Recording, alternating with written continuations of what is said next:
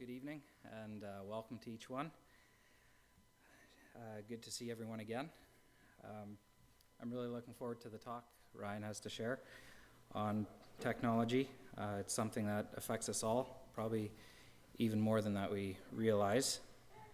I don't want to take much time here, but I thought I'd read a couple verses that could apply to this. Let's turn to 1 John chapter 2, and we'll read verses 15 to 17.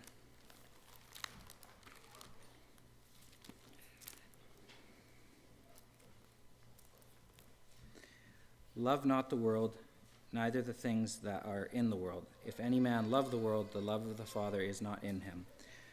For all that is in the world, the lust of the flesh and the lust of the eyes and the pride of life, is not of the Father, but is of the world. And the world passeth away, and the lust thereof. But he that doeth the will of God abideth forever. So in verse 15 it says, love not the world.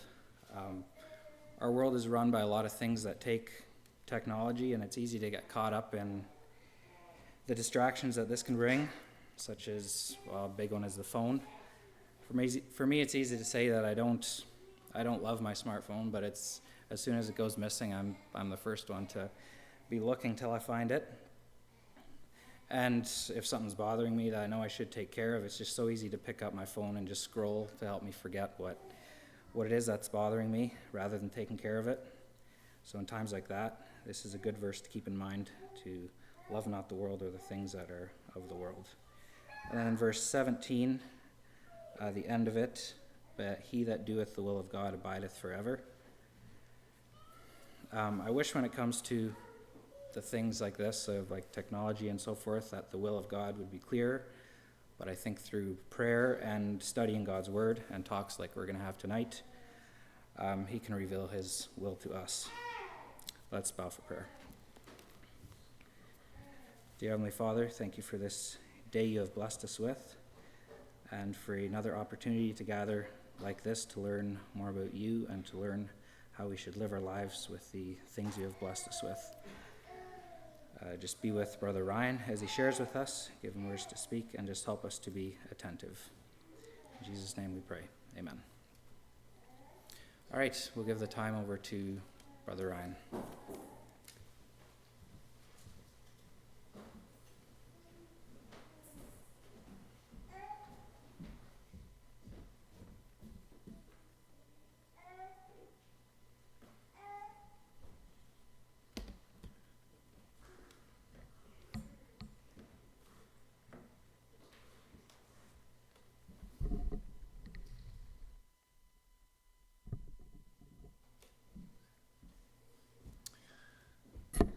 All right, good evening, everyone.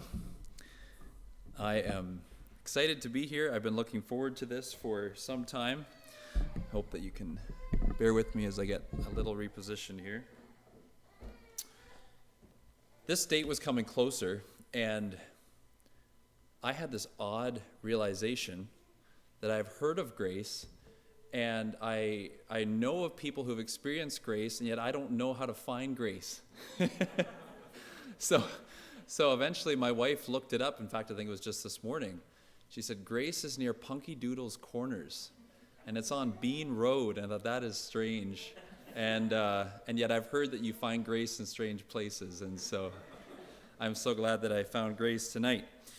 Good to be here with you, and excited to share this topic. I don't know what you're expecting. This topic is one that I initially gave to teachers, to school teachers, I think 3 years ago in the summer at Faith Builders Teachers Week. This is mostly the same content. I feel sort of bad for you because I've shared this numerous times since, and I'm one of those people that feels sorry for facts if they don't get shared. And so as I learn things, I feel like I have to keep adding to the presentation. So it just keeps building in length, although I do try to trim stuff from time to time. I'm gonna come back to what I'm hoping that you'll get out of this in just a little bit. But I'm gonna give you some statistics right now. Well, I was gonna say this though. Tonight's focus is less on the spiritual side of things, which is even more important, but the talk tonight is actually a little bit more on how is media actually affecting us as individuals that God's created. God's the one who created us, created our brains, created our makeup, and so there's nothing wrong with looking at how things are affecting us and our physical makeup. Sometimes that is actually what sort of wakes us up to maybe even some of the spiritual dangers. Okay, some statistics. So as best as I know, these are current. I just double-checked them again today. As of now, WhatsApp reportedly has 2 billion users, and that's active monthly. So at least once a month, 2 billion people use WhatsApp. Facebook, actually YouTube first here, YouTube has 2.5 billion active monthly users. Just let it sink in a little bit. And then Facebook has just over 3 billion users that use Facebook at least once a month. But here's what's staggering to me. 2 billion people on a daily basis use Facebook. I think it's the number one platform, social media platform that people access. So yesterday, a quarter of the world's population accessed Facebook. Now, they're not all receiving the same information. It's not like as soon as you go on Facebook, you're blasted with the same message. But I'm just interested in the fact that a quarter of the world is influenced by this platform. Leave that a second and just say, I'll just say that we find ourselves in a time where we're immersed in media. It's all around us. I called this talk, first of all, I called it Evaluating the Effects of Technology, and I changed it eventually to digital media because it gets at a bit more of what we're talking about here. A doorknob is technology, a cordless drill is technology, but we're talking about specifically digital media and how it affects us. But we find ourselves, I'm 32, and I grew up with some level of digital media, especially as I got older. I don't remember when we got our first computer. I was in my teens probably. But if you've heard the analogy of the frog in the kettle, the water keeps getting hotter and hotter, and the frog actually won't jump out. Apparently, that's the way it goes, because it's so gradual, and that's a little bit how it's been. We've been slowly surrounded by media, and so it's good to just stop and look at where we're at and evaluate how is this affecting us. Two scriptures that I'll just toss your direction, and maybe you want to jot these references or ideas down, and because you're going to get a lot of information after this. Daniel 1:4 talks about the kind of man that Daniel and his companions were. And one of the things that you learn about Daniel in the beginning of the book there is that he was skilled in science. All four of them were. And you look at how God used Daniel, and you recognize that there's nothing about being a Christian that's anti-science if it's done the right way. If it's done as science, which simply means, my understanding of science simply means to know. So you're discovering how things work, how God's designed things. Daniel was a scientist. Then in 1 Chronicles 12:32, we read about this group of the children of Issachar, and the Bible says that they were men that had understanding of the times, and they knew what Israel should do.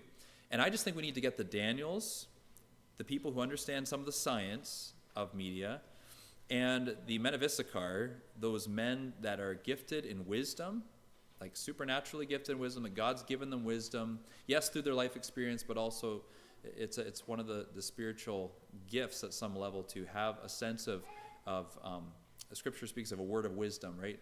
So someone who has this deep sense of understanding as to how to take knowledge and then rightfully apply it. And in the church, sometimes these two groups actually clash, I think, maybe, the scientists and the men of Issachar. And my desire is for churches to work together to bring some of the knowledge, the science, to the table, to bring the men of Issachar with their wisdom, understanding of what the church should do. Bring them together, work together as a church. Now, this next slide may surprise you, but how did we get from this to where we are today? This is from 1940s, 50s. Notice how cigarettes were presented. First ad, more doctors smoke Camels than any other cigarette. This is using someone who's respected in the health care industry, whatever, a doctor, and saying there's more doctors smoke this. So it's clearly trying to imply that it's okay if a doctor's recommending it or they enjoy it. And then this one's even actually worse by today's standards. The second one, give dad a carton on Father's Day. They're targeting children. They're targeting children to buy cigarettes for their father. And then the Big Rock Candy Mountain, I don't know if anybody knows that song or not. Hopefully you don't. But it's interesting to me because in the song, which is basically painting this picture of this sort of paradise where there's all these different kinds of candy. And so there's talks about lemonade, springs and bluebird sings, the soda water fountain and the Big Rock Candy Mountains, that type of thing. But in that song, which is I think a 50s song, it says the buzzing of the bees in the cigarette trees. So in this fantastical world, almost like a children's song with all these different candy features, then there's cigarettes mentioned, cigarette trees mentioned. So how in the world did we get from that to where we are today? Warning, there's this grotesque picture on the actual carton of cigarettes. Cigarettes are addictive, and there's this fellow who has a hole there in his throat. And then the next one, Surgeon General's. Notice how they're using doctors now. Surgeon General's warning, smoking causes lung cancer, heart disease, emphysema, etc. And then lastly, warning, this is right on the cigarette package, cigarettes cause fatal lung disease. Well, I think we got here because people who knew something about how it's affecting us started sounding the alarm. People in the field of probably healthcare and science did some study, and they recognize what we're seeing here is a result of the smoking that's being promoted.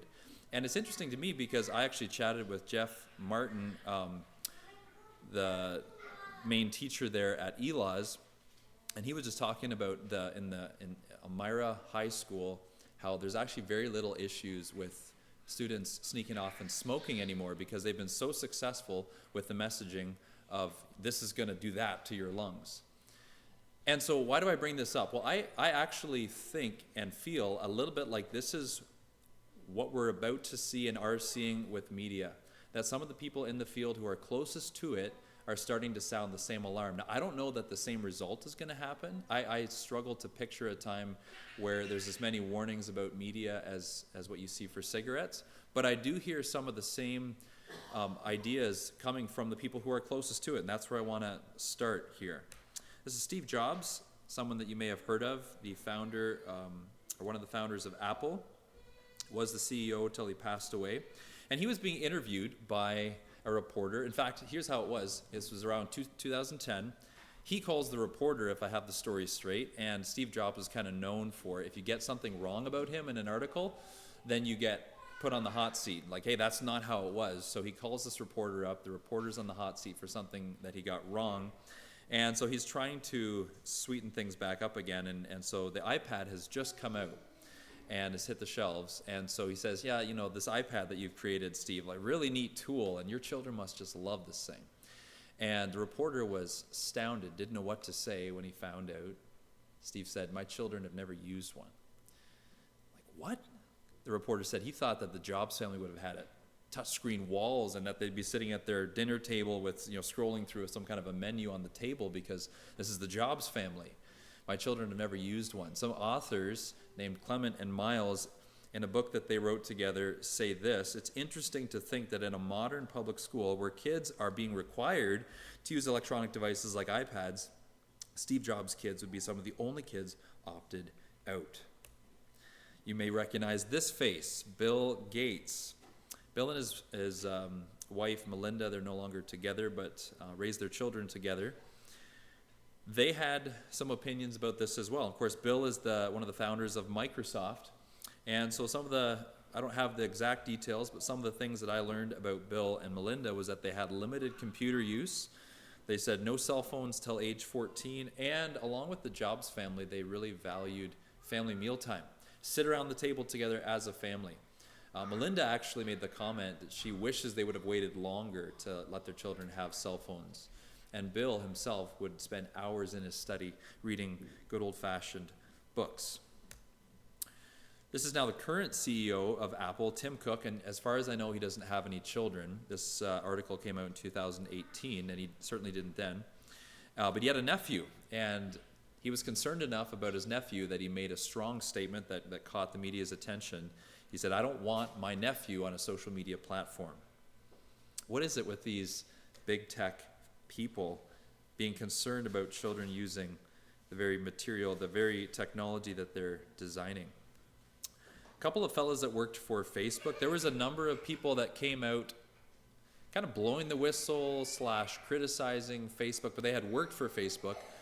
And I'll just say this, that when someone leaves a company, I think we have to take whatever they say about that company with a grain of salt, because they may have a bit of a chip on their shoulder. But there was a number of people that left, and this Chemath, you decide how to say his last name, he was one of them. Here's what he said, though, and you hear the sentiment from others as well. We created tools that are ripping apart the social fabric of how society works.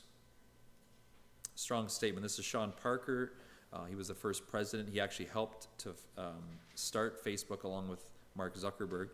And he left eventually, and I do think he's maybe a bit of a character who might be a little hard to get along with. I don't know if he had a chip on his shoulder, but this is what he said. God only knows what it's doing to our children's brains. The thought process was all about, how do we consume as much of your time and conscious attention as possible? And know this, I'll come back to this, but know this, that there are people who get up in the morning and their job for the day is to figure out how to keep you on your phone longer. Like, that's how they make money. That's their job. And so he started to feel bad about that, and there's many others that have also expressed similar things. You'll hear from a few more of them as we go through tonight. He says, we understood this consciously and we did it anyway. And you just hear this from all over. Our neighbor across the road from us, when we lived in Palmerston, we got chatting with her. She said, I worked for a computer game design company, and she started having ethical questions about whether it's right to be designing this stuff when it's so addictive. And one of the case studies that she had done was a mom. I think it was a mom, someone who, if I remember correctly, was hiding debt from her husband that she was, I think, accruing from the gaming she was doing. And she kept on expanding her debt by getting more credit cards, and it was just a really messy story. But basically, she brought this to her superiors saying, this isn't right. And her superior says, we need more people like that. And she left the company.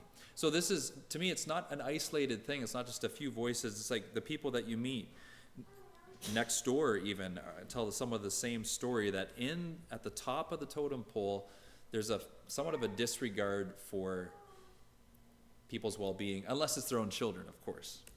This is the Silicon Valley on the West Coast. So all the big tech companies tend to be here, a lot of them anyways. Apple's here, Google's here. And in this region, one of the most sought-after schools in the region is this Waldorf School of the Peninsula. And it's a Montessori school, and I had to look that up. What's a Montessori school? Well, Montessori, I think, was a person's name, and it's a certain style of education that I actually don't fully agree with. It's sort of letting the children lead the way to see what they're interested in. There's, of course, some value to that. But the point is, Montessori schools are very hands-on.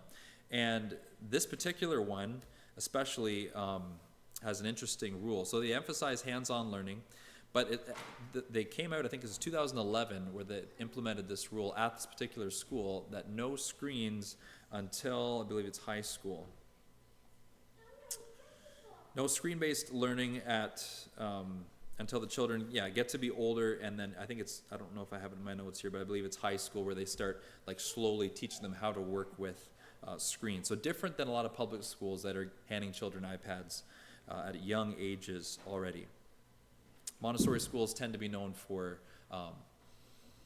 even just things like using good old-fashioned paper and pencil, and getting the children outdoors and experiencing the real 3D physical world. So this next article here sums up some of what I've been saying so far really nicely. Again, I put this together in, I think it was 2023, and so now 2018 feels like a long time ago, but that's when this article came out. And I think we're all in tune enough to know that whatever it was like then, it's probably not better now. A dark consensus about screens and kids begins to emerge in the Silicon Valley. This is from the New York Times in 2018. Here's what they say in the article. The people who are closest to a thing are often the most wary of it. Technologists know how phones really work, and many have decided they don't want their own children anywhere near them. A wariness that has been slowly brewing is turning into a region-wide consensus. The benefits of screens as a learning tool are overblown, and the risks for addiction and stunting development seem high. This Athena Shavaria was quoted in the article. She works not for Facebook, but for Mark Zuckerberg with another project that he has. And she's quoted in the article, and she says, "I'm convinced the devil lives in our phones and is wreaking havoc on our children." A strong statement, but she also said she lives by the mantra that the last child in the class to get a phone wins. So that's on the West Coast there with Apple and Google, etc. How about on the East Coast? This is MIT, the Massachusetts Institute of Technology. Sherry Turkle works there. She's written this book, Alone Together, and here's a quote from that book. She says, "Here I am at MIT, surrounded by super techies, and same story here. Everybody's in a Montessori school and has rules about no computers at the dinner table, no computers at breakfast, no computers here, no computers there, no computers in the classroom. I mean, same story." Here's where we're going. We're going to talk about evaluating the effects of digital media on our physical body as a whole, just briefly. We're going to zero in on the brain, spend most of our time there, and then talk a little bit about child development. I think I'm going to probably abbreviate that somewhat just for time, and it's just so much information. But if you're curious about more, there may be more I can push your direction. And then simply think about, as a Christian, how do we evaluate this? Now, I have the iceberg on the screen for two reasons here. Number one, we're only going to scratch the surface of the iceberg tonight. A lot of information. And on that point, I'm just going to blast through a whole bunch, okay? And don't feel bad if you don't retain a lot. The point is actually almost the biggest point, I think, is to convince you the iceberg is there. And the other reason I have the iceberg on the screen is because the Titanic's top speed was 23 knots. When it hit the iceberg that sunk it, it was doing 22.5. And I think there's a lesson there for us. They knew there was icebergs in the water. They were warned, I think, multiple times. They had every reason to know to slow down, but they had a point to prove, and we can all look on and easily get that lesson. But for us, if you can be convinced that there's icebergs in the water, at least it's going to help you slow down and just evaluate where you're at. How much has media wrapped its tendrils all through your life? By the way, I'm not anti-media. I'm using a multimedia presentation to talk to you here tonight. So I'm not anti-media at all, but I am pro men of Issachar and pro understanding the science and how that's affecting us, and simply just pro-Christian. I think, I'll say this now and maybe say it again, if we would take what the scripture has to say, passages like what you shared there, Darren, and we would honestly evaluate how those speak into media, I feel like 95% or maybe even all of the main problems associated with media actually disappear. Things like redeeming the time because the days are evil. Things like I will set no wicked or worthless thing before my eyes. Things like love not the world, neither the things that are in the world. So as a Christian then, I think if we're willing to take these things seriously, it actually helps us to avoid a lot of the pitfalls. But we'll get there. All right. I want to give credit where credit's due. I was first introduced to this by someone named Scott Ritzma, listening to him on an audio recording. Scott's a Seventh-day Adventist, so I learned a lot from him, and that's what got me interested in it. And a lot of the stuff, what I did was learning from him, I went and researched it myself, tried to verify. I felt like in some areas he was a little too quick to just accept something as fact. But there were some areas too where as a Seventh-day Adventist he would weave in some of his own theology. But if you're a careful listener and thinker and well-grounded biblically, I would recommend listening to his series. I do feel it's maybe a little hyped up, but at the same time, I wanted to put his name and ministry up here just because I feel like that's really how I learned a lot of stuff. Since then, I've watched where he's gone a little bit, and I just feel like, do your own study on it. But I felt like I did need to mention that a lot of what I first learned and started to put together came from him, and as well as other sources and along the way. All right, so how does media affect our physical bodies? One of the ways that I've realized that it does is this thing called text neck. I don't know if one of the ushers or somebody would be able to get me a glass of water for some point. I would appreciate that. So I actually saw a poster in our chiropractor's office in Palmerston, warning of this. Like, this is a real thing. It's not just something I read about online. It was in the chiropractor's office. It didn't call it text neck, but they said, watch out for this. What happens is, we're on our phones, our heads are down, and the further that you put your head down, the greater the pinch point the greater the weight exerted on your spine. And so I've got a few of those statistics here. Tilting the head forward 15 degrees places about 27 pounds of force on the neck. This increases to 40 pounds at 30 degrees, 49 pounds at 60 degrees, 49 pounds at 45 degrees. So 45, hopefully you can picture what a 45 degree is, but if you're really looking down a 60 degree angle, it's 60 pounds for the average sized head. I don't know what the average sized head is. You can decide if your head is average size, but roughly 60 pounds, that's like having a small child hanging around your neck. And so there's actually a problem where people are developing spinal issues from having their head down too much. And it's bad enough that somebody made this interesting graphic that I find fascinating. I don't believe in evolution, but I do think this was interesting. Somebody said we've evolved to that we're bigger, stronger, and now we're going back down the other way, hunched over a computer again.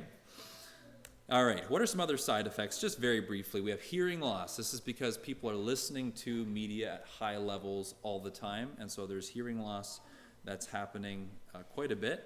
There's eye strain.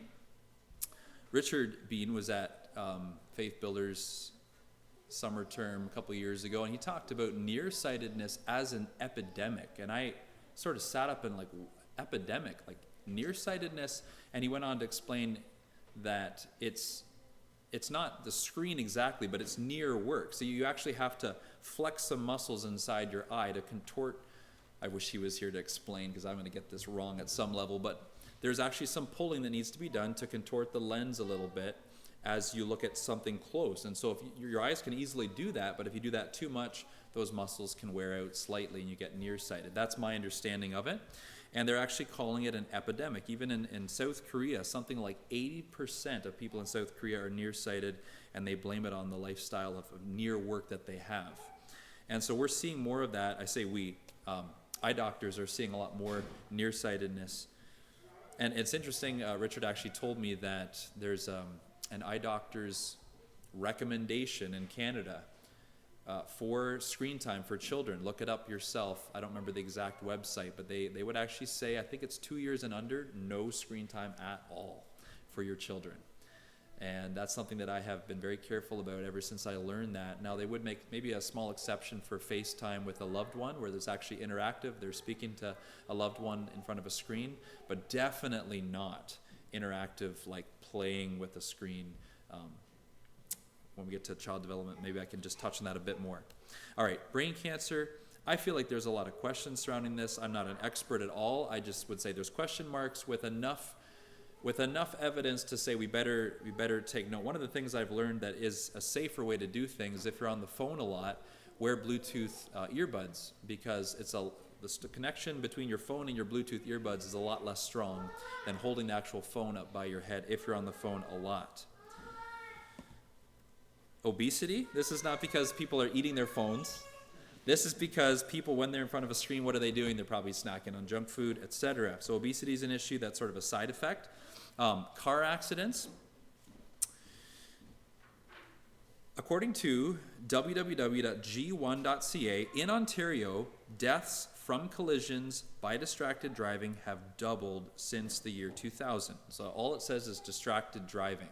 And that was, again, that's a few years ago. I looked up that on that website. But from what I could understand on the same website, texting and driving is one of the leading causes of accidents and deaths in Ontario. This is a big deal, and I would just hate to be the cause of someone else's accident or death.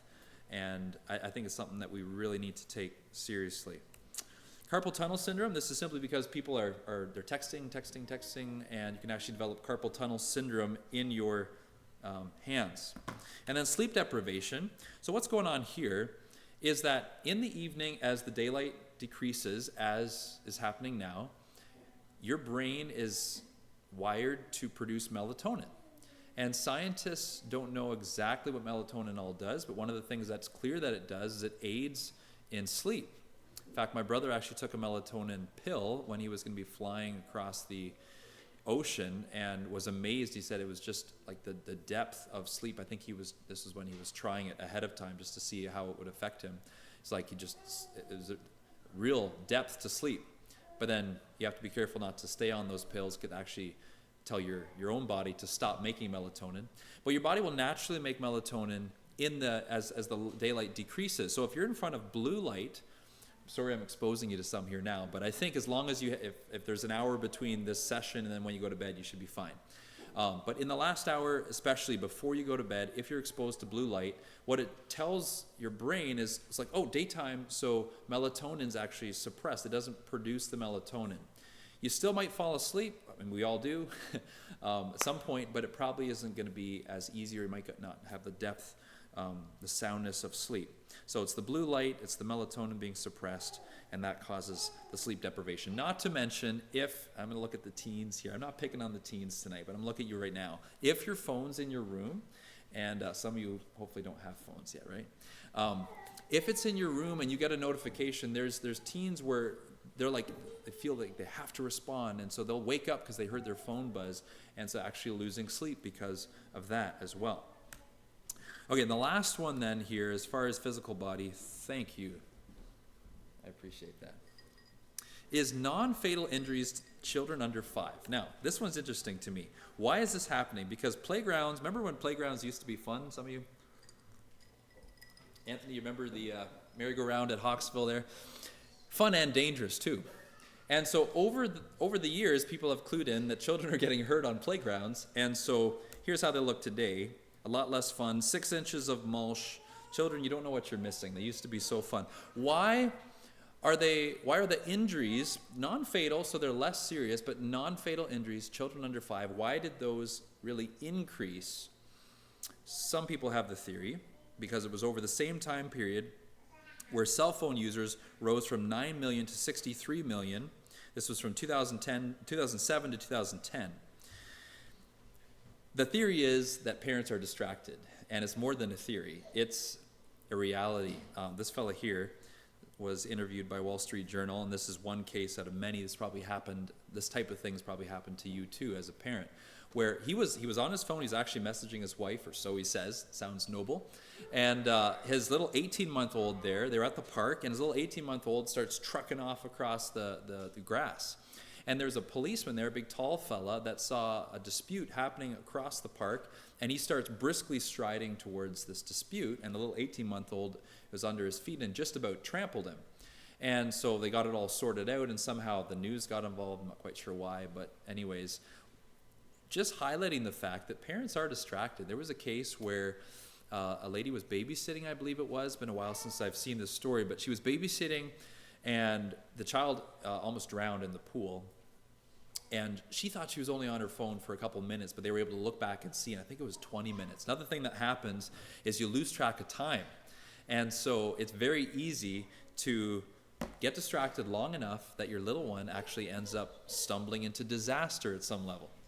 Scott Ritzma, that I had on the screen there earlier, he said, he speaks on this stuff. It happened to him. He was up in the morning and he was going to check the weather a little bit. It's nothing wrong with that, right? He's looking at his phone and he looks up and he sees his toddler reaching in mid-reach for a mousetrap that he'd set the night before, and he was going to undo and hadn't gotten it done yet. And so it just about happened to him as well. It's very, very quickly that kind of thing can happen. So these are physical ways that media is having an effect on our physical bodies. Let's zoom in a little bit now and talk about the brain. I used to think about the brain as kind of one thing. It's up there and it does its thing. It thinks for me. And it's like just this big space that thinks. But there's different areas of the brain that are responsible for different things. I want to focus on the frontal lobe. So the frontal lobe, believe it or not, is at the front. And so that's easy to remember. And the frontal lobe is responsible for, and there's more than this, but here's a list: spirituality, morality, the will, prayer happens here, worship happens here, compassion and empathy happen in the frontal lobe, discerning spiritual truth, reason and conscience, and decision making. So that's just to give you a sense of what is all happening in your frontal lobe. Pretty important part of the brain, right? I want you to let this quote soak in. It is often implied that the prefrontal cortex, I'm not enough of a neurologist to know exactly the distinction, but this is, I think, talking about the same thing. Prefrontal cortex is talking about the same area of the brain as what I called the frontal lobe there, maybe with some some difference, but basically the same as far as I know. So it's often implied that the prefrontal cortex contributes a great deal to making us who we are as individuals. According to this perspective, this is really important here, if you took away the prefrontal cortex, we would be ruled by our desires and impulses, lacking an ability to plan for the future or think about the consequences of our actions. That seems significant. Why is it, though, that if your prefrontal cortex is out of commission at some level, that you're going to be ruled by your impulses and desires? I want to introduce you to a second part of your brain, nestled now deep inside. So if you were to take the two hemispheres of your brain apart, this is going to be nestled in the middle, and it's collectively called the limbic system. Some scientists call this the lizard brain because the three emotions that reptiles have, fight, flight, or fear, or freeze rather, those three are that kind of describes what this portion of the brain does for us. Now we're much more than that, whereas reptiles are only that, but they sometimes call it the reptile brain. Okay, so what happens here in the limbic system? Well, fear happens here. Aggression, anger, irritability, impulses. Okay, let's just stop here a second. Did you know that when you wake up in the morning, your prefrontal cortex is not fully engaged? It's in sort of a sleep state. Maybe some people, they're able to wake up and boom, it's like fully functioning. But when you're daydreaming or maybe you've just woken up, it's in sort of this sleep mode, I'll call it. It's a different frequency, literally a different frequency. There's a name, there's alpha mode and beta, and right now I can't remember which is which. I believe beta is the higher level and alpha. It's sort of backwards to how you'd think about it. Anyways, when you wake up, that's not fully functioning usually, and so do you think that's why you feel a little more irritable? And some of those feelings of maybe aggression or whatever that you don't really like, but there they are. Anyway, something to think about. So the more I learn, the more I kind of put the pieces together. So impulses, lust, worry, and anxiety. You say, why did God give us a limbic system? Well, fear, for an example, is good at some level, right? Eve should have been a little bit scared to reach and take that fruit that she wasn't supposed to take. You should be scared to walk out in front of a semi-truck that's heading down the road at 100 kilometers an hour. Fear is good, but fear has to be brought into submission, listen carefully, to the frontal lobe, right? You have to think about the fear. Is it rational? Is this something that I should be afraid of? When I was growing up, I was afraid of foxes getting into my second-story window because the siding went like this, and it cut back in, and it went like this. And I thought, that's almost like steps. I think a fox could probably climb up. Now I'm older, and I realize, no, there's no way a fox, that's upside-down steps. There's no way a fox is going to climb up that and get into my second-story window. So we have to think about our fears and ask ourselves, is this rational? Is this something I should be afraid of? Even our desire that we have sexually is a good thing that God's given to us within the boundaries that he's given to us. And so that's where your frontal lobe has to put the brakes on sometimes and has to say, no, this is outside of the boundaries. And so do you understand how these things have to be working together? And just imagine for a second what would happen if limbic system gets dominant and frontal lobe is really weak. That's where we're going here, okay? I can see you're connecting the dots. One more thing I want to tell you about that's both good news and bad news, and that's neuroplasticity. Don't let the big names scare you. It simply means that there's hope for you if you're over the age of 18, okay?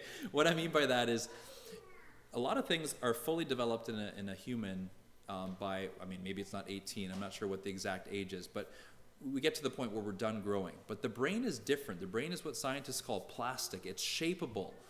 And so that means if you have a stroke in your 80s and you lose a certain portion of function, you can actually regain that function in a different portion of your brain. A new portion of your brain that was not doing it before can relearn. This is my understanding. I have this book at home. I haven't read the whole thing, but it's extremely fascinating. The brain that changes itself. Science has found that brains can be changed and shaped. This is why you can develop a new habit, even if you're in your 50s or whatever. So this is both good news and bad news. What this means is, and here I got my brain lifting weights, the portion of your brain that you use the most gets the strongest. And we can all imagine, I'll pick on Darren. Darren breaks his arm. He's got it in a sling. Let's say it's even, are you right-handed or left-handed, Darren? right-handed, so it's his right arm, okay? But it's in a sling. And his left arm he's using for all his work that he does, plus he's lifting weights every day, let's say, with his left arm. After a month, you imagine the difference between the left arm and the right arm. The right arm is going to be greatly atrophied, I think is the right term for that. It's the muscles deteriorate over time, whereas the one that's pumping weights is going to build and grow. And the brain's very similar. Another way to think about it is paths in the forest. The one that you walk on every day gets established, and the one that you don't walk on eventually gets grown up with weeds, etc. The brain is a bunch of electrical connections. And the way scientists say it is the neurons that fire together, wire together. So that's like the path in the woods. The one that you use often becomes established. So what that means for media, we're about to find out. So those are 3 facts we got to keep in mind. Frontal lobe, very important. Limbic system, important but needs to be in submission. And now you find out that the part you use the most becomes the strongest. Fact number 1, I have 3 facts for you. Fact number 1, I'm saying this very carefully. Theatrical style entertainment and many video games subdue the frontal lobe. A bunch of that is very deliberate. Theatrical style is very deliberate. I'm not talking about a documentary, or if you're watching this right now, you're watching the live stream wondering, is this bad for my brain somehow? Here's what happens. In a typical Hollywood movie, there's a frame change every 2 seconds on average, okay? It used to be, I think, every 3. It's now the average is every 2 seconds. My understanding is your frontal lobe simply can't keep up with that pace, and your frontal lobe kind of says, all right, I'm going to sleep. It's not off, but it's also, I like the word subdued, okay? Because it's just sort of there and ready, but in sleep mode, all right? Really the same frequency pattern as when you're daydreaming or when you've just woken up. All right, and so that's Hollywood. And same thing with video gaming, where there's a lot of flashing light interaction, like highly interactive video games. That type of thing causes that frontal lobe to be subdued. Okay, so that's first thing that you need to keep in mind. Why is a documentary different? Because if you're watching a documentary, typically, what do you have? Maybe, even if there's 2 cameras, and let's say you had a side camera grabbing a side shot once in a while, and then a front shot and switching back and forth, it's usually only it's maybe 12 seconds that it's going to be focused on one thing, and so your brain is able to keep up. So that's the first thing, and I don't have time. I'm just going to flash this up on the screen in case somebody here says, I want to check into that some more. This is a hypnotherapy website, okay? There are people who believe that hypnosis is a great way to help you. And so this is them saying it, not me. They say this alpha pattern, remember I said the alpha is actually the more subdued of the 2. This is this daydreamy state. It's an optimal time to program the mind. It's an optimal state for hypnotherapy. Subconscious mind is open to suggestion. Now commercials, just to help bolster this, commercials are usually multiple frame changes in 1 second, flash, flash, flash. And they want to get you into that. My understanding from what I've heard, this would have been Scott sharing this, I don't know that if I verified it, but 20 seconds of watching a typical movie and your frontal lobe is already subdued, 20 seconds. But they don't have 20 seconds often in a commercial. They want to get you into that state faster. And it gets to be sort of a very dark thing to think about. Somebody's trying to program my mind. I don't make a big deal of this, but I actually do think there is something to it. And it's an area where you could look into it further if you want to. All right, fact number 2. Most movies and video games produce a limbic impulse of some kind. So look at some of the stuff that we see up here. We see some high action stuff. We see maybe some things that look a little scary. Even sports really gets your blood pressure up. And maybe there's even some aggression that you feel as you're sitting there in your chair. Violence, etc. So a lot and even if you add lust and even actually I think comedy, a lot of comedy is also going to factor in here. So what all of these are doing is they're stimulating the limbic system. All right, remember fear, aggression, lust, impulses, that kind of thing. That's all limbic system stuff. So think about the types of material that people are watching. It's actually stimulating their limbic system, like, oh, what's going to happen next? Or maybe it's a feeling of lust because of how things are being presented on screen, etc. Or aggression, like watching a fight. Or feeling mad because your team's losing or whatever. So that's the limbic system being stimulated. Now, are you still connecting the dots? Frontal lobe, subdued. Limbic system, pumping weights, right? Add to that now a third fact. This is from George Barna, probably the number one respected name in Christian surveys. He surveyed Americans. This was back in 2011, and he said this: media exposure has become America's most widespread and serious addiction. So what they did was there's 6 questions that the American Psychiatric Society will give someone to check and see if they have an addiction. If you say yes to 2 of the 6, then you qualify as having an addiction. So they gave those 6 questions about media to however big the study group was. And they found that more than half were addicted to media. He says media exposure has become America's most widespread and serious addiction, more than alcohol, more than anything else. So let's just take a little look now and just see how is this actually happening. And while I said I want you to just simply understand that the iceberg is there tonight, this is one area where I would actually say maybe pull yourself in a bit and just look at some of these as I present them to you and just say maybe there's a way that I can, now that I'm aware of this, get around some of these that they don't grab my attention so much. Infinite scroll. Pinterest actually came out with this one, and so what happens is you're there and you scroll and you don't get to the bottom, so you keep on scrolling, and a lot of platforms now have it. Pinterest was the one that developed it. But you keep scrolling and it actually leaves your brain feeling like you have an unfinished task. And so it's the curiosity of what's next, so you keep scrolling. So that's one way that they keep you on the platform a little bit longer. Then there's autoplay function. So a lot of video platforms are doing this now, and it's for obvious reasons. YouTube does this, Netflix does this. You get to the end of the video, especially if it's a series, there's some kind of a cliffhanger, something really suspenseful and exciting, and then the next video just starts playing all by itself. And you didn't even make a conscious choice to click on it, it just starts playing, and before you know it, hours have gone by. And there's the term binge watching, which is basically you just let loose and watch for a long period of time. It's partially because of autoplay function. The other thing that's very similar is that when you're on Instagram, when you're on Facebook, when you're on YouTube, the videos automatically start playing in the background. So there won't be sound, but the video will actually start playing in the background. And this one was trapping me. I use YouTube even just to listen to podcasts, but I would be looking for something to listen to, and I would get pulled in because there's something moving. So, that looks interesting. So my brother and I was going to mention this. I'm not an IT expert, not a computer expert. My brother Michael actually is. He went to Treehouse College for a couple of years and now works for Northern Youth doing their IT work. But anyways, him and I together figured out how to turn that setting off on YouTube, and it's been helpful for me because we're wired to notice motion. You're reading a really interesting book and you're totally captivated, and yet you see this little scurrying motion in the side of your eye. You're going to look. Even if it's a really interesting book, you're going to look. Motion pulls us in, and people know that. The like button.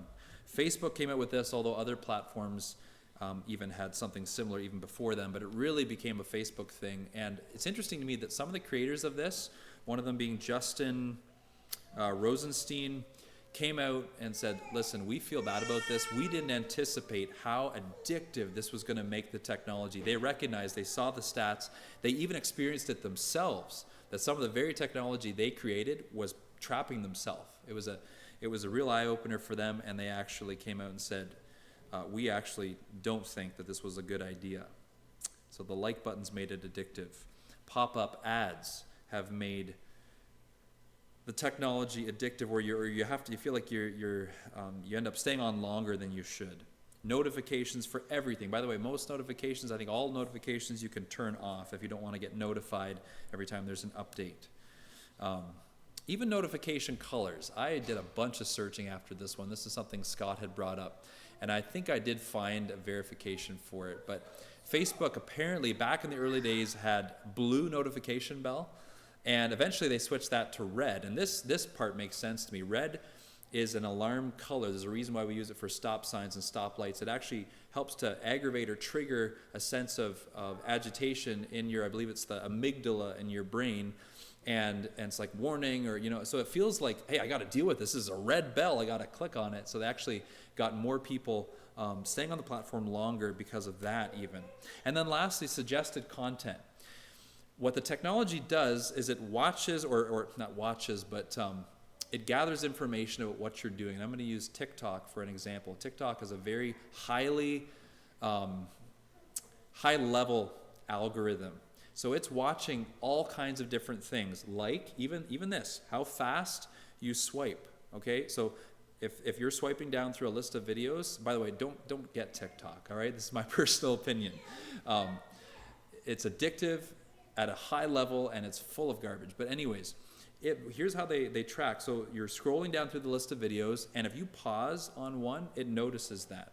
And it will send you content based on a bunch of different factors. The ones that you pause on longer, the ones that you watch the whole way through, all these different things feed back into the system, and what it does is it sends content that's perfectly tailored for you.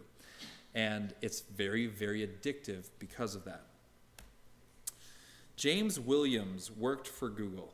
He was at work one day. Oh, I'm going to get the quote off for a second.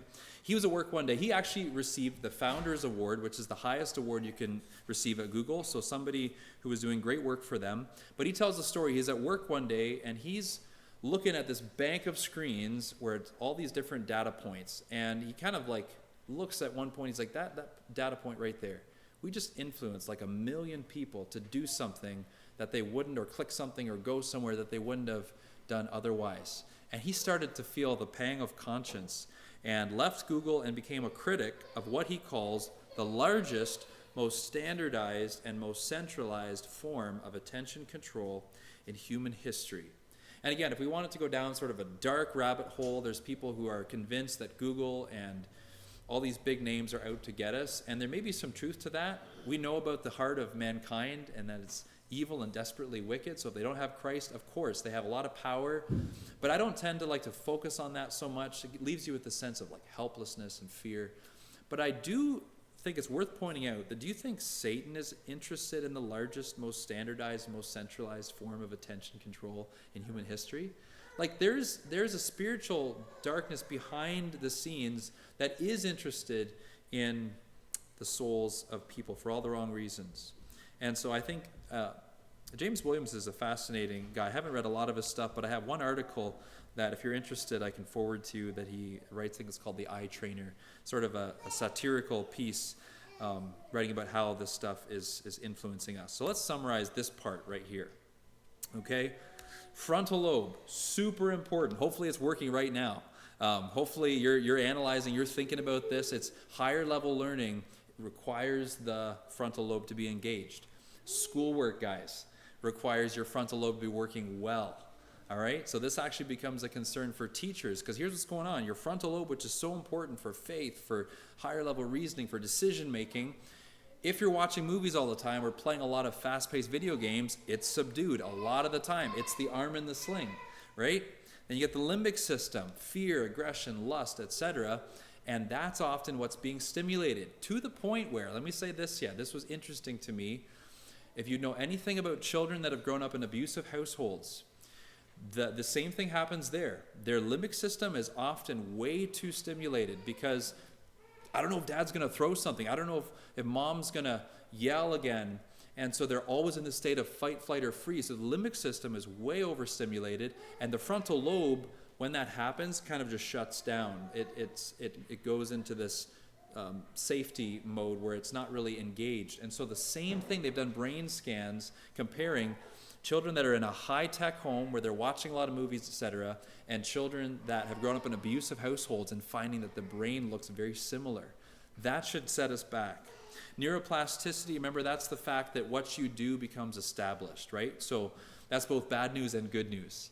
Even if you are addicted to media, tonight there's hope for you to start establishing new pathways. So you bring theatrical style entertainment into this, your frontal lobe subdued, you're in a highly suggestive state, and your limbic system is stimulated.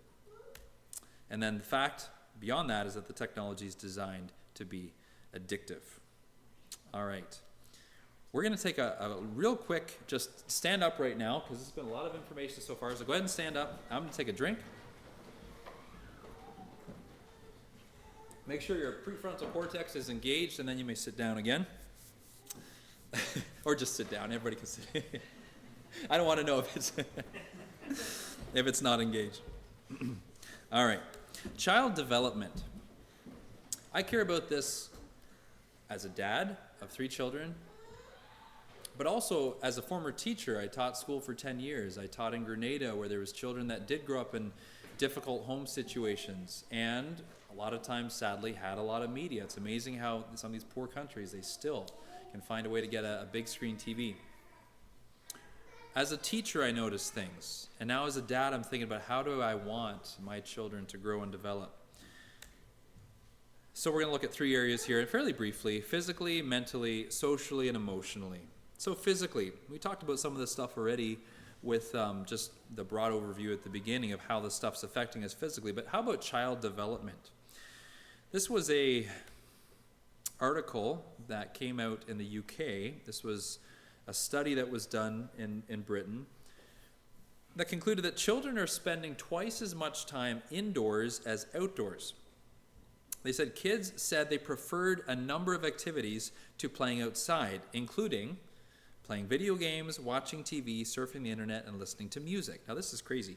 Shockingly, 1 in 10 children surveyed went as far as to say they would rather do homework than spend time outdoors. This is a sad reality that children are actually losing their love for the real 3D physical world. And what this survey did was actually compared prison inmates to children and the amount of time that they're spending outside, and they realized that prison inmates are actually spending time, I think it's an hour a day, that they get to spend outside, and 3/4 of children in the UK between ages 5 and 12 spend more time indoors than the average prison inmate. And it's kind of like this aha moment, like we've created a prison that they're choosing. And so are we okay with that? As a result, there's some physical skills lacking. Now it's not just a one-to-one correlate or one-to-one causation here. There's multiple factors at play, but there's physical skills lacking in children. Shoe tying. This was from a guy named Tony Gavin, CEO of a foot care business in the UK. And he says this, he's quoted, "It's a worrying statistic that children are progressing to high school without having learnt a crucial life skill.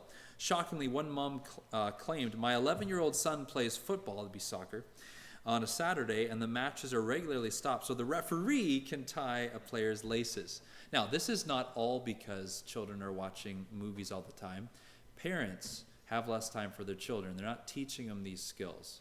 So there's, like I said, it's a complex thing, but there's physical skills lacking.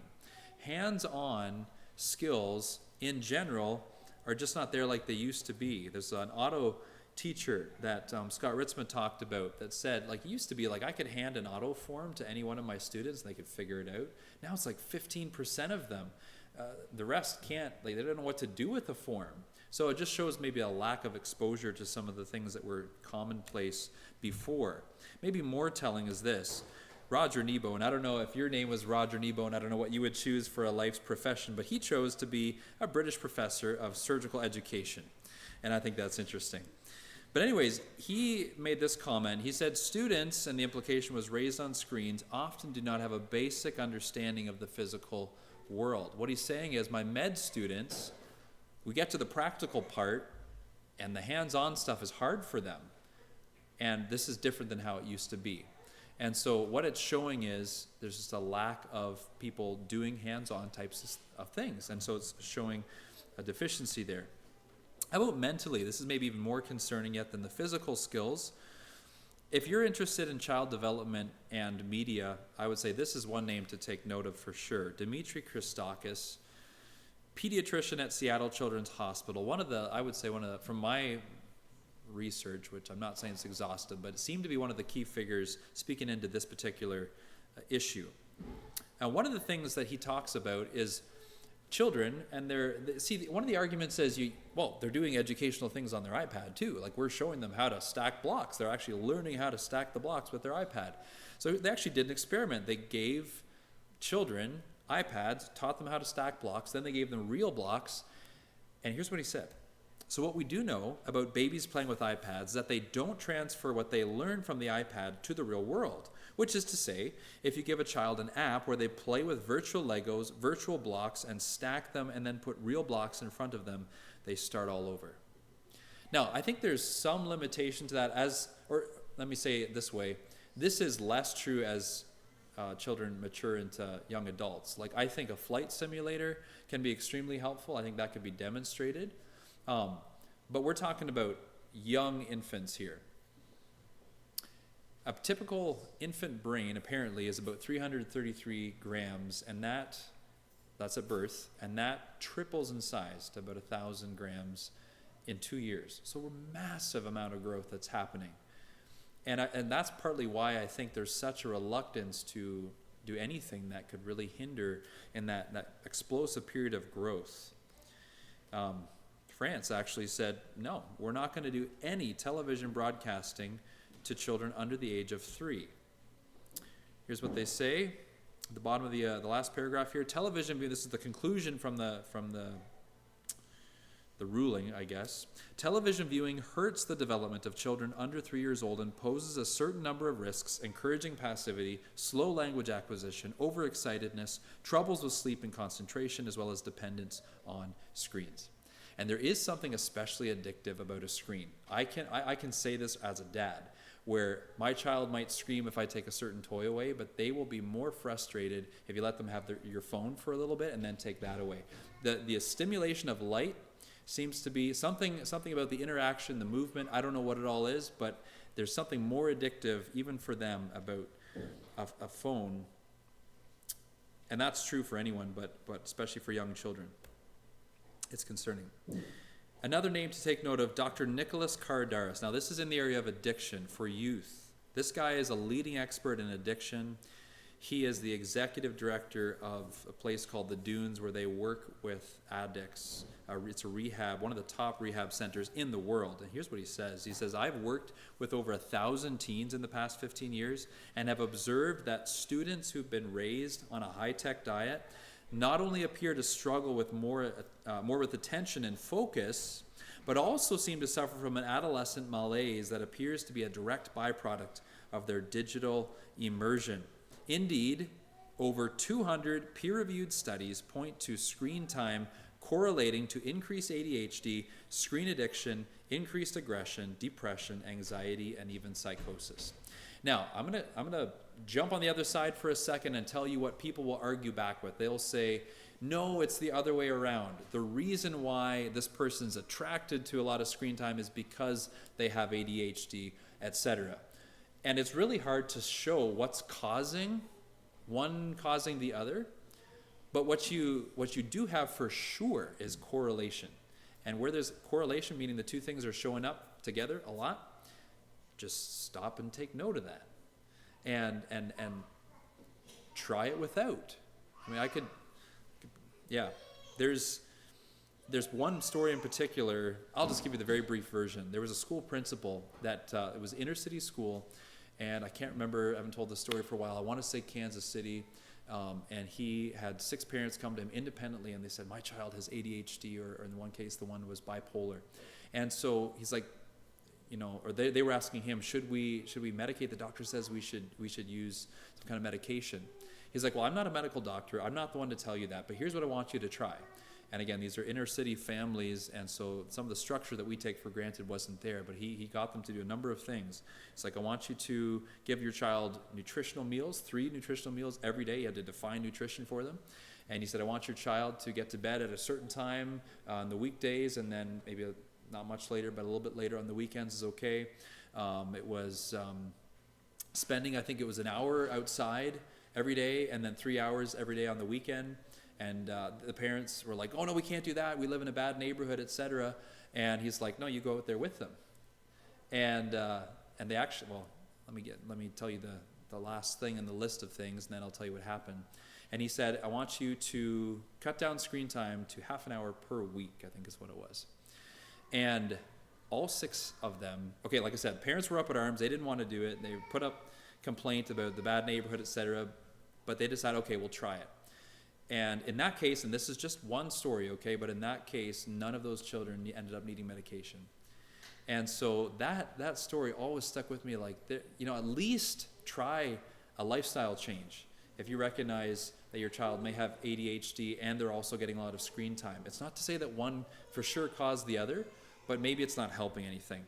I will also say this yet on this particular point. As a school teacher, talking with other teachers, especially in the younger grades, students don't have a filter as much on what they say. And so at lunchtime, it's like, yeah, we were playing computer games last night and this and that. You find out what they did. And the ones who had a lot of screen time did seem to be the ones who were struggling with attention and focus.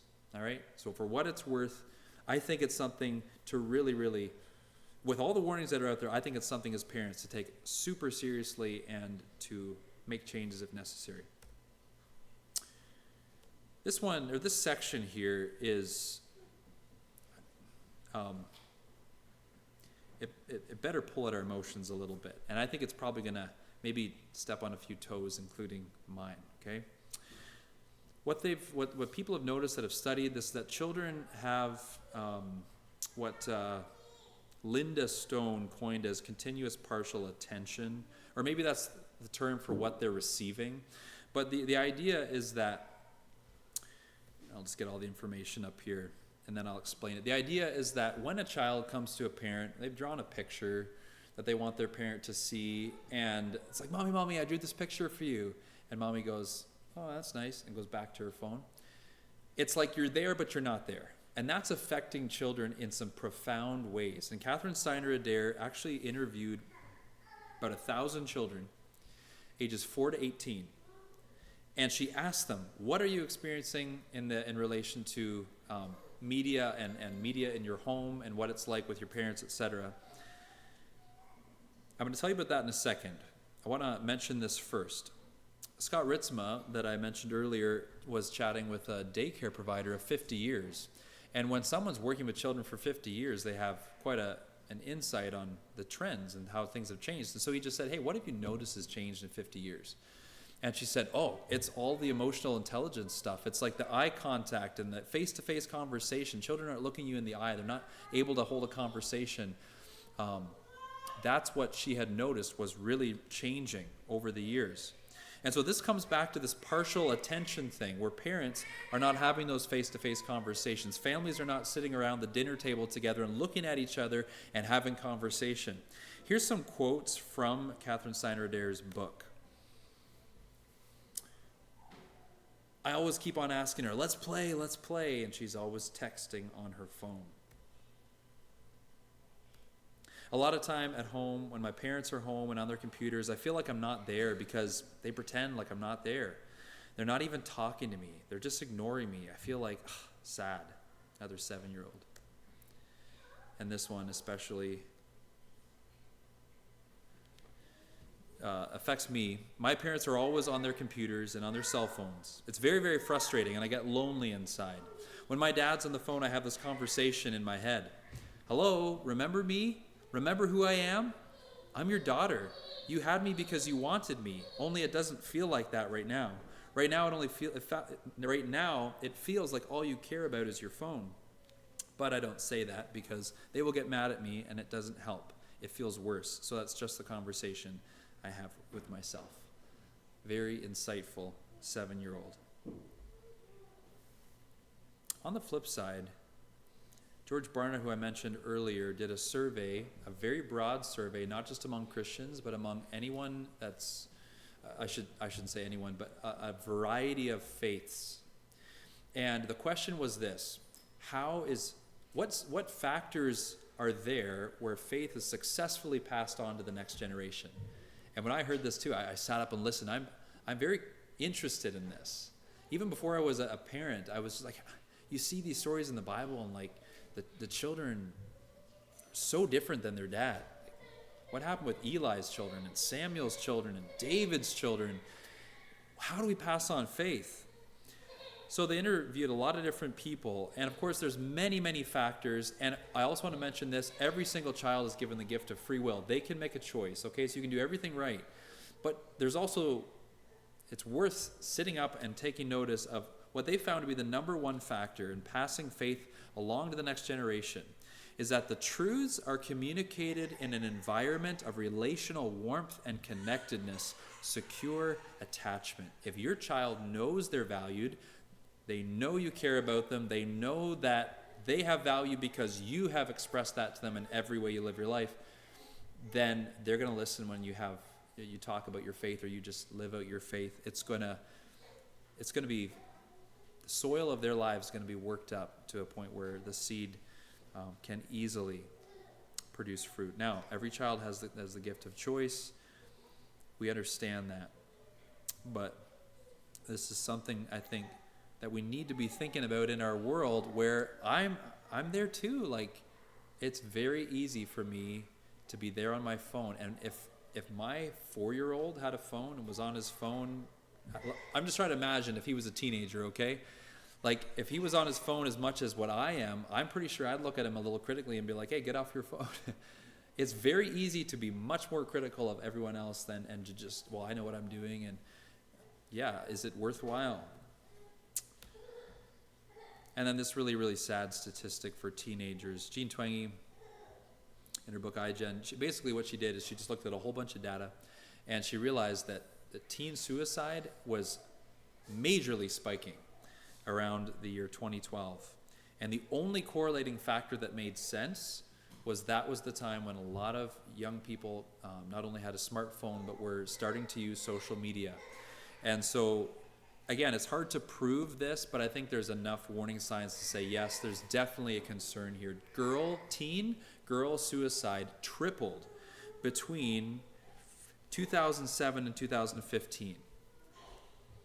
There's a lot of bullying. There's a lot of, I think, especially for girls, they're so concerned about how they're viewed by other people, and then they tend to feel like they're not worth as much or look down on themselves. And whatever it all is, the teen suicide rates have gone skyrocketing. Another theory, and this is not just a theory, I think there's some validity to it, is that people are they're so used to a digital world that to end their life doesn't feel that much different than closing down a Facebook account. It's like they're living this virtual reality all the time, and so reality itself doesn't even like fizz on them at some level. How do we process this stuff as a Christian? And again, I know I've blasted you with a ton of information, but let's pull ourselves together. And let's just simply ask this question. I have 3 words for you. I hope you can remember these 3 words. Know, live, teach. Okay? First of all, know. Just know what the Bible says. And I made my statement earlier, but I'm convinced that if we would take what Scripture has to say that's related, the principles that apply to media, we take those seriously, so many of the pitfalls we're not going to fall into. Be informed about the effects of media. I've tried to help scratch the tip of the iceberg tonight. I'll give you some resources here. I actually thought about bringing a bunch of these along tonight. Maybe Henry or Ruth can bring some back. We have a whole bunch. I think there was a church that was going to use them for a study or something. Anyways, at Christian Aid where I work, we have, I think, 80 some that we've been trying to move through. And so they're now discounted to $4.20 per book. And so I'm not here to sell anything tonight, really, but if you're interested in this book, now is a good time to pick one up at Christian Aid, I would say. Captivated. This is a YouTube documentary. It's free, and you say, Brother Ryan, why are you recommending that we watch media to learn about media? Well, it is a documentary, and I'm not, like I said, not anti-media. I'm about thinking about carefully about how we use it. And I found this is an older, it's 2013. So more than 10 years old, but there's some really meaningful stories. There's a family that goes on a media fast for a month, and they share their testimony, and it's just really, helps to make it real and is powerful. So that's one that you could check out. Digital Cocaine, Brad Huddleston, he's got different talks on YouTube. He has a book called Digital Cocaine. he works with media a lot, so he's very familiar with it. Like, it's not like he's scared of it either. Mentioned Belt of Truth Ministries.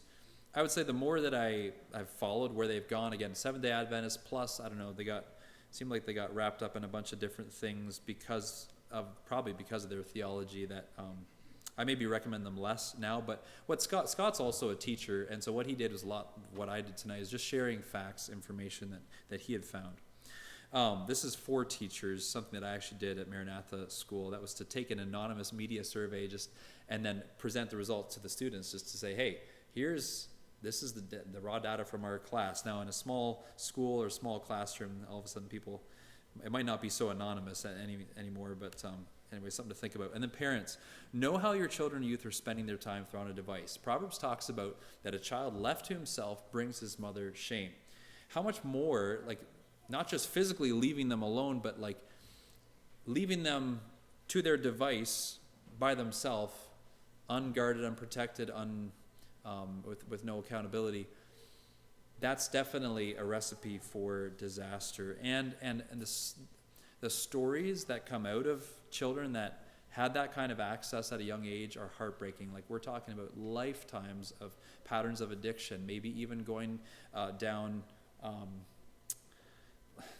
some of the really, really serious sins because of starting as a child, being exposed to something at a fairly young age. Live. Not just know, but live. We have to live what we know. Surrender your own media use to the direction of the Holy Spirit. That is not a once and done thing. Set no wicked thing. Wicked there means worthless. I think both words apply. Wicked, worthless thing before your eyes. That was what David purposed in his heart to do. Be accountable to someone, not just for what you're watching, the content, but for how much time you're spending. My brother and I, eventually, my brother Michael has a whole story. You can talk to me afterwards if you want to hear it. He has epilepsy, and a lot of the seizures seem to be triggered by media at some level.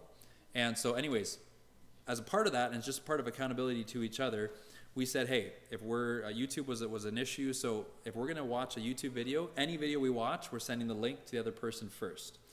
So that's one thing that we do, but then we also agreed with each other, 8 o'clock is cutoff time, so no YouTube video after 8 o'clock at all, unless there's some kind of special circumstances. Then we'll not only notify the other person, but explain why there's an exception. That has been extremely helpful, and I don't know what's all at play here, but I can tell you Michael has not had a seizure since we made that agreement. And I think God has been doing a work in his life. It's a longer story than that, but I think it's interesting. Be accountable to someone. Be careful with what you post. Remember that there's other people watching as well. You're influencing people. Maybe you don't even realize. Maybe you think you're the only one in your church that's on Facebook. But like my brother was when he was younger, he had this anonymous alias account that he was on Facebook, and other people didn't realize. By the way, Michael's well aware that I use his name. He wants me to share with people some of his story. Wear a watch. As a teacher, I started doing this. Somehow my stopwatch started. Somebody was like, Ryan, if it gets too long, you need to know that it's only at 18. Oh, it must have restarted. Anyways, I wear a watch. It's not a smart watch either. And what it was I was, as a school teacher, I was pulling my phone out of my pocket to check the time, and then I was getting distracted with notifications. And I was realizing my students don't know whether I'm checking the time or just sitting on my phone. And so I realized, I think I need to get a watch. And it was one of the best decisions that I've made in relation to, I shouldn't maybe say that, but it was a good decision in relation to media. Definitely a good decision. It's been helpful for me. Take a media fast. You say, I don't have a problem with media. I think I'm good. You know what the eye doctor does? He says, which is clear, A or B? And which can you see better now? And then he rolls a little thing. You're looking through the eyeglasses, etc. That's what a fast does. You can say, well, I can see clearly. I think I'm seeing this issue just fine. Well, take a fast for a week or a month from a certain platform and just see how it looks when you come back to it. That's something that I've heard different people recommend, and also seen firsthand the results that can bring, taking a fast from all media, particular kind of media. Keep your phone away at mealtime. I always always struggle when I see that come up on the screen, because I know it's so easy to justify it. And I think, well, when my children are older, then for sure I'll keep my phone away. It's hard, but just know the value of focused eye-to-eye contact, family mealtime, all together, no distractions. Adjust settings on your apps as needed. I talked about YouTube. So YouTube, I adjusted the autoplay in the background and the playing to the next video thing. Both of those we were able to turn off, and that was a huge help to me. You can set limits on your app so that you only use Instagram or Facebook 15 minutes a day, and then it's gonna kick you offline. There's a whole bunch of different ways you can limit yourself if you really want, and you feel like you need it. And then simply get outside, especially parents. Get your children outside. Help them understand the joy that comes with playing in the woods, building a fort, all that good stuff. Finally, teach. Facilitate learning that involves and encourages hands-on activities. This is for teachers. This is for parents. Know the value of this. Hands-on activities. Teach your children how to tie their shoes. Talk about biblical principles in family worship. I don't know what family worship looks like to you, but to me, I think it's a time where you just talk about the stuff of life in relation with what the Bible teaches. That's one of the ways that it can be fleshed out. And so maybe it's telling a story, like I told you about that principal in Kansas City, and just talking about it and saying, no, like what scriptural principles could speak into this. If you're a teacher, then devote class time to the subject. Maybe it's a devotional, maybe it's a science class, communications class. Like I said, tell stories. Know, live, teach. I think the live one is almost the most important, isn't it? I haven't really talked at all tonight about the spiritual component to this stuff and the content. I haven't talked a lot about that. I'm going to whet your appetite with just 2 slides yet before I'm going to be done. I also have done another, this is more like a Sunday morning message, but called Amusing Ourselves to Death. And I am, as much as I find this interesting and I'm concerned about this, I'm more concerned about the spiritual side to all of this. So to pique your interest, two slides on that regard, and then a verse, so I guess 3. This is Bertrand Russell, no longer living. He was a British guy who was an elite that was interested in controlling the masses, is what I'm told, through food, education, etc. But he said this: but perhaps the most important of all the modern agents of propaganda is the cinema, leading to almost worldwide uniformity. The great majority of young people in almost all civilized countries derive their ideas of love, of honor, of the way to make money, and of the importance of good clothes from the evenings spent seeing what Hollywood thinks good for them. I doubt whether all the churches and schools combined have as much influence as the cinema on the opinions of the young. The producers of Hollywood are the high priests of a new religion. And while I strongly disagree with the type of person that Bertrand Russell was, I can't help but agree with what he said. I think he's right. I think that when you look at the amount of influence that Hollywood has, and now beyond that, social media has around the world, it's incredibly large. Maybe here tonight you're saying, well, I'm not really into the bad stuff. I don't really watch bad movies. Content's not a big problem for me. Praise God. Here's one more thing to think about. I don't know if you've ever seen Ice Age 3, Dawn of the Dinosaurs. I saw it when I was fairly young. There's a scene in here that I think describes where we're at with media so perfectly, especially when it comes to the comedy. And just doing so many things are just to get a little chuckle or a little laugh. And the Bible talks about laughter is good like a medicine. We're talking about this empty pursuit of just laughing all the time as a coping mechanism. In this movie, there's a scene where they have to cross this chasm, and in the midst of the chasm, there's this green gas, and it's poisonous at some level, not because it's poisonous when you breathe it, but because of what happens. If you breathe it, you start to laugh, and everything seems funny. And so some of the animals get across, and then they're trying to get the other animals across in this little cage thing on a cable, and they get stuck in the middle, and some of the animals start breathing this gas, and their voices sound like they've been inhaling helium, and they just really get silly, and they start laughing. And the guy who's been there before says, he's like, oh no, this is terrible. And the other animal that had gotten across already, she looks at them, she's like, what's the matter? They're just laughing. And the leader points into the bottom of the chasm and he says, "They died laughing."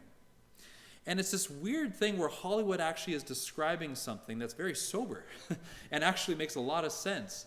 I've thought about that scene many, many times. I've seen it when I was a younger teenager. But I thought, that describes where we're at. It's everything to get a laugh, everything to get, and to the point where the eternity and the things that matter are just sort of casually swept away, and spiritually we die laughing. So, how do we finish? Wherefore he saith, "Awake thou that sleepest, and arise from the dead, and Christ shall give thee light. See then that you walk circumspectly, not as fools, but as wise, redeeming the time, because the days are evil. Wherefore, be not unwise, but understanding what the will of the Lord is." I have my email address up there. I don't know what the easiest thing to do is. I guess if you want... what I've typically offered is that if you want the slides that I showed tonight, then I can email them to you as a PDF. So yeah, I guess if you do want that, just write my email down. Sometimes I've just gotten one of the men in the church to get all the requests and then communicate that way, but I'm fine. Just send me an email if you want the PDF of the slides, and by all means, we can chat afterwards. I don't consider myself a big expert on this stuff. I've just tried to bring some research to light. And so, but I'm happy to dialogue. I just encourage you as a church, keep the discussion going. You guys talk about it, hash it out. Get your men of Issachar together with your Daniels, your scientists, and work together as a church to seek the guidance of the Holy Spirit to say how do we continue to navigate forward in this sea of icebergs. God bless you. I'll turn it back over to whoever's in charge to close here.